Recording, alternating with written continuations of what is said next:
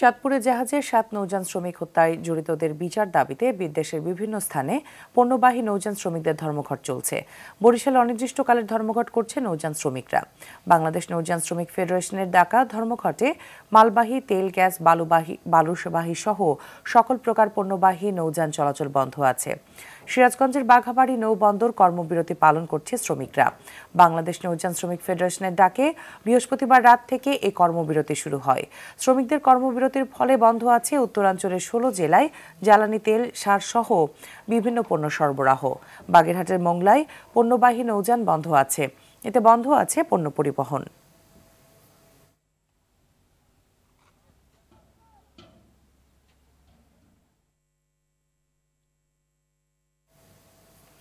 দর্শক, ধর্মঘটের বিষয়ে আরো জানাতে বরিশাল থেকে সরাসরি যোগ দিচ্ছেন সহকর্মী আরিফুল ইসলাম। আরিফ শুনতে পাচ্ছেন? আরিফ, ধর্মঘটে পণ্য পরিবহন বন্ধ থাকায় কি প্রভাব পড়েছে? যারা ধর্মঘটের ডাক দিয়েছে তার আওতায় কিন্তু বরিশালে এসছে। আমরা এখন আছি ঠিক বরিশালের কীর্তনখোলা নদীর তীরে।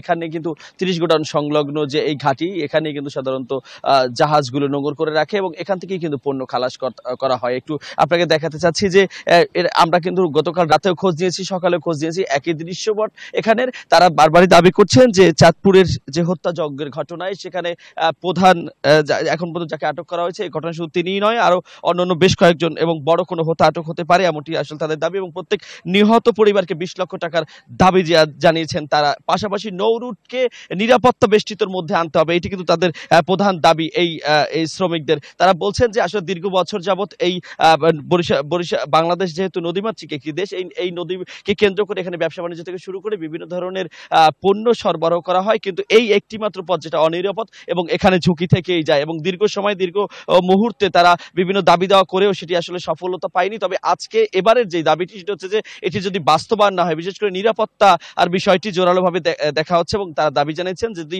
এটির বাস্তবায়ন না হয় তাহলে আসলে তারা এই ধর্মঘট কিংবা তাদের এই দাবিটি অব্যাহত রাখবে। আর অপরদিকে বরিশালের যে বিষয়টি, আমি খোঁজ নিয়েছিলাম বিভিন্ন ব্যবসায়ী প্রতিষ্ঠানে গোডাউনে, তারা বলছেন যে তাদেরকে আপনি দেখতে পাচ্ছেন যে গোটা কীর্তনখোলায় এখানে কিন্তু প্রচুর পরিমাণে জাহাজ নোঙর করে রাখা হয়েছে এবং তারা বলছেন যে পর্যন্ত তাদের দাবি না মানা হবে সে পর্যন্ত এই জাহাজের পণ্য খালাস করা হবে না। আর এতে ভোগান্তি পড়ছে যে এখানের যে অন্যান্য যে ব্যবসায়ী প্রতিষ্ঠানগুলো রয়েছে তারা আমাদেরকে সকালেই আমাদেরকে জানিয়েছেন যে আসলে তাদের পণ্যগুলো এমনিতেই গত 4-5 দিন যাবত কিন্তু নদীর মধ্যে রয়েছে। তো এখন পর্যন্ত যদি খালাস না হয়, এর মধ্যে এমন কিছু পণ্য রয়েছে যেগুলো খুব দ্রুত সময় খালাস করা দরকার। তবে এর মধ্যে যে বিষয়টি আমরা লক্ষ্য করছি, সার বোঝাই বেশ কয়েকটি কিন্তু এখানে জাহাজ রয়েছে এবং সেগুলো খুব দ্রুত সময় খালাস করা দরকার বলে মনে করছেন এখানের ব্যবসায়ীরা। তো সব মিলিয়ে আমি তো যেটা বলতে চাই সেটা হচ্ছে যে বরিশাল সারা বাংলাদেশের মতো বরিশালেও কিন্তু প্রচুর পরিমাণে জাহাজ নোঙর করে রাখা হয়েছে শুধুমাত্র এই দাবি বাস্তবায়নের লক্ষ্যে। এই ছিল বরিশাল থেকে এখন পর্যন্ত।